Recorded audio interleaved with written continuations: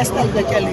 Mo ní kí sọ fún yín o, Ojútólé tẹlifíṣàn Ọlọ́run gbórúkọ ẹnu Ojútólé. Gbogbo nǹkan tẹ́ bá fẹ́ mọ̀ pátápátá nípa àwọn ojúlùmọ̀ àti àwọn ọ̀rẹ́ yín, olólùfẹ́ yín nínú eré, nínú fíìmù àti ní orílẹ̀-èdè àgbáyé, ẹ máa rí lórí Ojútólé TV. Ó máa ń kọ́ni lẹ́kọ̀ọ́, ó dẹ̀ fún yín ní ìmọ̀ nípa ohun tí a kò. Ẹ máa wo, ẹ má gbé kúrò bẹ́ẹ̀.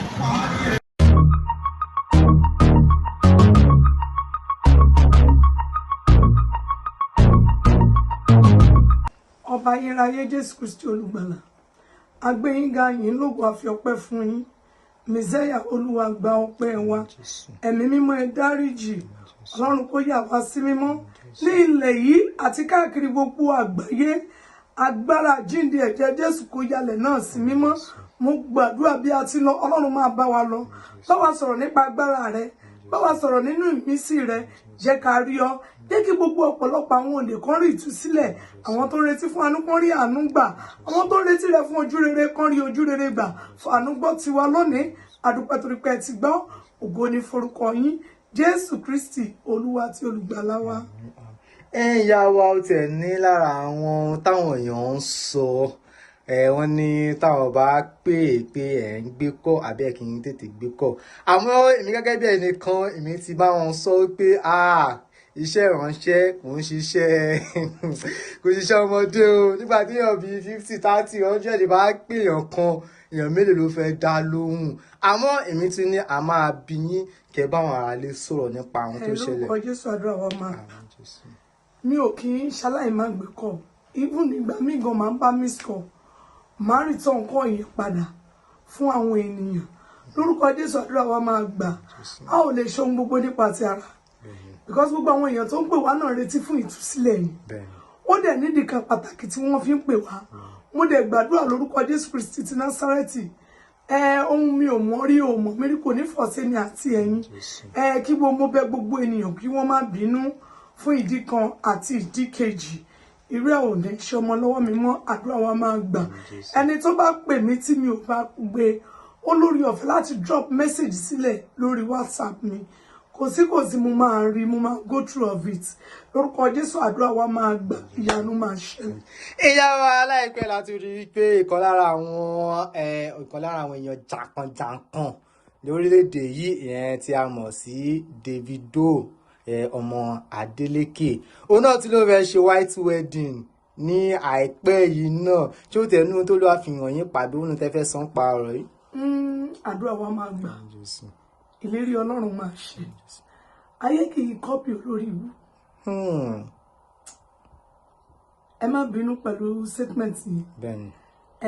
Ayé kì í báládánwò ṣe. Let me just ẹ jẹ́ ń gbé bẹ́ẹ̀. Lórúkọ Jésù àdúrà wa máa gbà. Yorùbá ti pòwe wọn lówó kó ṣe ohun gbogbo tán. Ṣùgbọ́n Ọlọ́run ló ní gbogbo ohun gbogbo lọ́dọ̀. Nǹkan tó wù ní. Mo dẹ̀ gbàdúrà lórúkọ Jésù ibùjókòó rẹ̀ ò ní dàrú. N tó fẹ́ ti torí ẹ̀ ṣènáwó náà nítorí ọmọ kò ní já sásán. Mo gbàdúrà lórúkọ Jésù ó ti bí kò ṣaláì bímọ kò ní jẹ́ pin ẹ̀. Èrò ọ̀tá ò dé ní iṣẹ́. Síwájú ọjọ́ náà kẹ́yìn ọjọ́ náà Ọlọ́run máa tẹ́lẹ̀ dé. Ó dẹ̀ máa gba gbogbo ògo. Ẹ mọ̀ pé kò sí àrà tí olówó kì í fowó dá. Bẹ́ẹ̀ náà ni kò sí àrà tí ẹni tó ní agbẹ́rẹ́ mímọ́ tí kì í fi dá. Lórúkọ Jésù Ọlọ́run máa fi ayé wa dára rere. Ìlérí Ọlọ́run dẹ̀ máa ṣẹ. Nípa ti ọmọ Iyabo Ojo tí a ṣe fọ́nrán kan lọ, ẹni ó máa bímọ, èrè púpọ̀ wà ní ìgbéyàwó yìí. Àmọ́ à ń rí àwọn fọ́nrán kan táwọn kan ń ṣe tó ń tako ọ̀rọ̀ yìí pé báyìí ni Ọlọ́run tún fi hàn àwọn. Ìdí nìyẹn tí mo fi padà tún jáde lónìí. Màmá yẹn máa lọ gbàdúrà, ogun tí Ọlọ́run ti ṣẹ́tàn ni. Bíbélì wípé má ṣe wí, kò sí àtúnwí asán kankan. Ṣùgbọ́n ọmọ yẹn àti ìyá yẹn ni máa bá sọ̀rọ̀. Lẹ́yìn ìgbà tí gbogbo ègbé bá regbé tí gbogbo ègbé regbé. Nínú ayọ̀ ènìyàn, ọ̀pọ̀lọpọ̀ àwọn ẹlòmíràn máa bànújẹ́. Nínú ayọ̀ ènìyàn, ọ̀pọ̀lọpọ̀ ẹlòmíràn máa lépa pé kó já wálẹ̀. Gbogbo ohun tí mò ń sọ yìí ló yé àwọn ènìyàn. Ẹni tó bá ń dá fún kó kíyèsára. Ẹni táyé bá yẹ kó rọra ṣe. Nítorí pé àwọn kan wà nínú ìgbèkùn kan tí wọn fẹ́ jẹ́ kó yé ẹni yẹn màmá wa I will put it like that because èèyàn tó sínú because àwọn kan máa comment sí pé ṣáwọn ni màmá yín Bíbélì ní mo kórìíra gbéraga mo júbà onírẹ̀lẹ̀ mo bẹ̀ màmá yẹn ní tilẹ̀ ń tọ Ọlọ́run kí wọ́n bá mi ṣe àwọn àdúrà kan fọ́mọ yẹn lẹ́yìn ìgbà tó bá wọ ìgbéyàwó kábíyèsí kí wọ́n wá gbìyànjú kan fúnra wọn lọ gbàdúrà fún odidi ọjọ́ mẹ́ta lẹ́yìn tí wọ́n bá ti parí ìrìn àjò yìí tó ti wọlé tán tó parí gbogbo ohun tó fẹ́ ṣe kán wá bá Ọlọ́run wọn sọ̀rọ̀ kábíyèsí nítùbí nùbí níwájú àwọn àti Ọlọ́run ẹlẹ́dàá wọn mo dẹ̀ gbàgbọ́ pé gbogbo ohun tí wọ́n bá Ọlọ́run sọ pátá lárúgbó ọjọ́ máa ṣe ṣùgbọ́n arákùnrin yẹn náà gbọ́dọ̀ gbàdúrà dáadáa ó dàbí ẹni tó ní ogun títí ẹ̀ ìyẹn ọkọ Priscilla níwájú ẹlẹ́rìí ìpín ogun tó níyàwó òde jókòó lé ẹ̀ láti fi ré ẹ̀jẹ̀ Jésù máa pa ogun yẹn rẹ́ àmín Jésù torí pé ọmọ yẹn ò tí ì gbé gbígbóná kò tí ì gbé tútù mo dẹ̀ gbàdúrà fún Priscilla ibẹ̀ ló máa jẹ́ ibùjókòó ànídọ́jọ́ alẹ́ fún àánú jàárọ̀ mbẹ àánú tọ̀sán àánú talẹ́ á dẹ̀ kéré ọjà kò ní bá wọn nájà lọ́ọ̀dé mo gbàdúrà lórúkọ Jésù ibùjókòó yẹn máa jẹ́ ibi ìrọ̀rùn fún ọkùnrin yẹn gangan náà ní kó lọ gbàdúrà o torí pé tí ogun bá kọ lógun wọn á ní ṣáà ti sọ lórúkọ Jésù ìlérí Ọlọ́run máa ṣẹ ogun tó ní ìránṣẹ́ yìí ò ní rí ìyàwó jókòó nù lé ẹ̀ kọ́lọ́run kó ba ogun náà jẹ́ a ò lè rìn kó rí má mì a ò lè jọ rìn kí a má jọ ní ìtàhùn síra wa ṣùgbọ́n Bíbélì ní ìbùkún ni fún ọmọ ọ̀dọ̀ náà tó fọgbọ́n ṣiṣẹ́ rẹ̀ kí ìránṣẹ́ yẹn fọgbọ́n jókòó nílé ọkọ rẹ̀ kò síbi tá a dé láyé tí a ò rí ṣùgbọ́n marriage man and marriage woman at the age of 70-80 years ẹ bèrè lọ́wọ́ ìyàwó pé kí ló rí ẹ padà lọ bèrè lọ́wọ́ ọkọ pé kí ló rí àjọ manage ara wa ni mo gbàdúrà lórúkọ Jésù ó ní ti ogun lẹ́yìn orí ogun ní ṣùgbọ́n ẹ tújú ká nítorí pé mi ti ṣẹ́gun ayé fún yín ẹni tó bá gbàgbọ́ pógun ayé òun ti ṣẹ́ ó ti ṣẹ́ náà nìyẹn mo dẹ̀ gbàdúrà ẹ̀yin ọkàn tẹ́ wà nínú ìpọ́njú àti ìdààmú káàkiri gbogbo orílẹ̀-èdè arúgbó ọjọ́ máa tán ìpọ́njú yín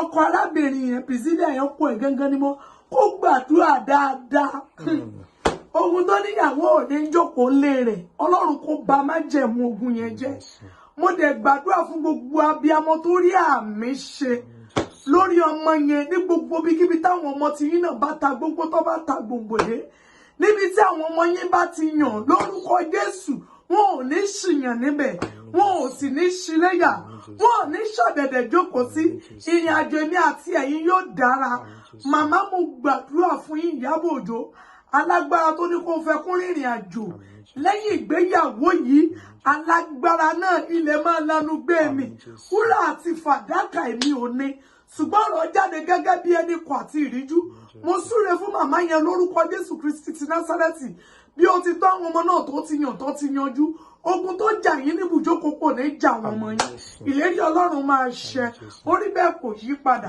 Jésù náà Olúwa wa. Ìyá wa kí wàá lẹ́nu ní fún wa pàtó torí àwọn tó wà nínú ìgbéyàwó àbáwọn tí kàn lọ déédéé fún kí gan lẹ fẹ́ fún wa. àdúrà wa máa gbà àwọn tó wà nínú ìgbéyàwó tí ìgbéyàwó wọn mì ẹ̀lẹ́ wọn lórí ọ̀fẹ́ láti gbàwé ọjọ́ mẹ́ta tó bá gbàwé ọjọ́ mẹ́ta yẹn wọ́n wá gbìyànjú láti ta oníbàárà lọ́rẹ ṣùgbọ́n nǹkan tó máa fi ta oníbàárà lọ́rẹ yẹn ó gbọ́dọ̀ ní oyin nínú mo dẹ̀ gbàdúrà lórúkọ Jésù gbogbo ohun kòrò tí wọ́n ti fi sínú ìgbéyàwó yín ẹ̀jẹ̀ Jésù máa fi oyin àti adùn sí ẹ ní jẹ ìkorò ìgbéyàwó ẹ ní rí ìkorò ìgbéyàwó ìkorò ìgbéyàwó ò ní dé bá yín mo wá gbàdúrà fún gbogbo ènìyàn bí ẹ ti ń gbóhùn mi lónìí ẹ̀yin tí ìpọ́njú tàbí ìdààmú tó wà ní ọ̀nà yín Ọlọ́run máa mú kúrò ẹ̀yin tí ẹ̀ ń wá iṣẹ́ lórúkọ Jésù ẹ rí iṣẹ́ aláyọ̀ ẹ bá mi wá orúkọ yín ẹ kọ sínú white paper, pure white paper. Ẹ jẹ́ kó wà nínú iyọ̀, ẹ fi sínú iyọ̀, kẹ́ wá mú ìmọ́lẹ̀ ẹyọ kan ṣoṣo, kẹ́ wá kọ sí. Ẹ ka Psalm 23, Psalm 23, Psalm 24, Psalm 72. Mo wí lórúkọ Olúwa. Tẹ́ bá ti kà sí tán, ẹ máa mú iyọ̀ yẹn díẹ̀ kẹ́ máa fi sínú omi, kẹ́ máa fi wẹ̀. Mo wí lórúkọ Olúwa, ẹ máa gbégbọ́ pẹ́. Ẹ̀rí máa gbẹnu yín kan, orí bẹ́ẹ̀ kò yí padà. Jésù Olúwa wa. Ẹ ṣe àwọn tàbá fẹ́ kọ̀ sí ní báwo bẹ́ẹ̀ la ṣe lè kàn sí. Phone number mi ni 0026040244. WhatsApp number mi nìyẹn. Other number mi ni 09061346865. Mo gbàdúrà lórúkọ Jésù, ìlérí Ọlọ́run máa ṣẹ. Anytime tí ènìyàn bá fẹ́ ṣọ́nà, olórí ọ̀fẹ́ láti pè mí, yálà ó fẹ́ gbàdúrà, nǹkan kan rú ọ lójú, mo wá bẹ̀ gbogbo ènìyàn, wòlíì ni wá o. Èmi máa ń sọ fún èèyàn pé èmi kọ́ ni mo níṣẹ́.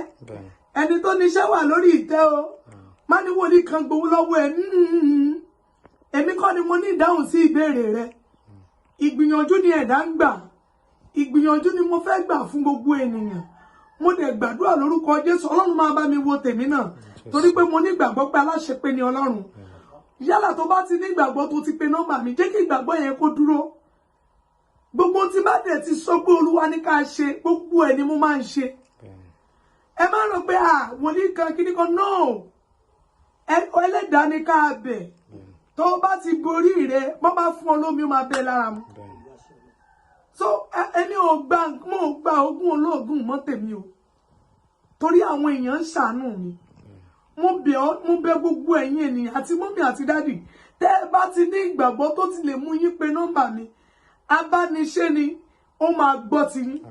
Ìjọ kọ̀ọ̀kan làdúrà ń gbà, ìjọ kọ̀ọ̀dẹ̀ làdúrà ń gbà.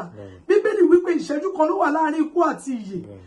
Láàrin ìyè yẹn, láàrin ìṣẹ́jú kan tó máa pè mí yẹn, mo mọ̀ pé Ọlọ́run ìyè máa dá ọ lóhùn. Má ní gbàgbọ́ pé onídán kan wà níbì kan, bàbá mi nìkan lónídán.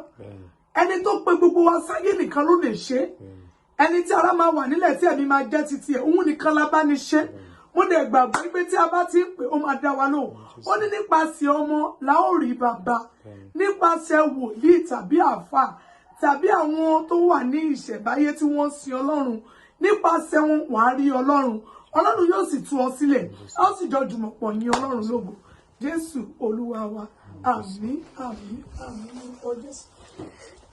Ibi tí iṣẹ́ ìjọ Ọlọ́run bí tó dé dúró leléyìí, fẹ́ni tó bá fẹ́ ràn wá lọ́wọ́, ó tó ọjọ́ mẹ́ta tí iṣẹ́ yìí ti dúró síbí. Àmọ́ ilé Olúwa ni, kò kí ń ṣe ilé èèyàn kan, kò sí kí ń ṣe ohun tí èèyàn kan lè dá ṣe, kò sí kí ń ṣe ohun tí ibi tí ó dé dúró lélẹ̀. Gbogbo àwọn ènìyàn náà ló gbé débi tó dé yìí, àwọn èèyàn náà lọ́lọ́run lò, gbogbo ẹni tí Ọlọ́run sì lò dé ibi tó dé yìí, àwa mọ̀ pé Ọlọ́run ti ń san wọ́n lẹ́san, ó dẹ̀ máa san wọ́n lẹ́san dé ọjọ́ alẹ́. Ẹ̀san náà tó jẹ́ ẹ̀san dáadáa náà kò wá lè tán nílé oníkàlùkù gbogbo wa. Ẹni tó bá ti fẹ́ ràn wọ́n lọ́wọ́, ẹ pe nọ́mbà yìí. Tẹ́ bá ti pè, tẹ́ ti ràn wọ́n lọ́wọ́, iṣẹ́ máa tún tẹ̀síwájú. Ilé Ọlọ́run lélẹ̀, ẹ ti rí omi ló lúgọ síbí nípa pé àti ìparí ẹ̀ náà ni. Ilé Ọlọ́run lélẹ̀ kò ń ṣe ilé tí èèyàn kan fẹ́ gbé. Ẹni tó bá ra blọ́ọ̀kì kan fúnlé Ọlọ́run, bí àwọn èèyàn bá ṣe ń jọ́sìn síbẹ̀ ládàá títí láéláé ni.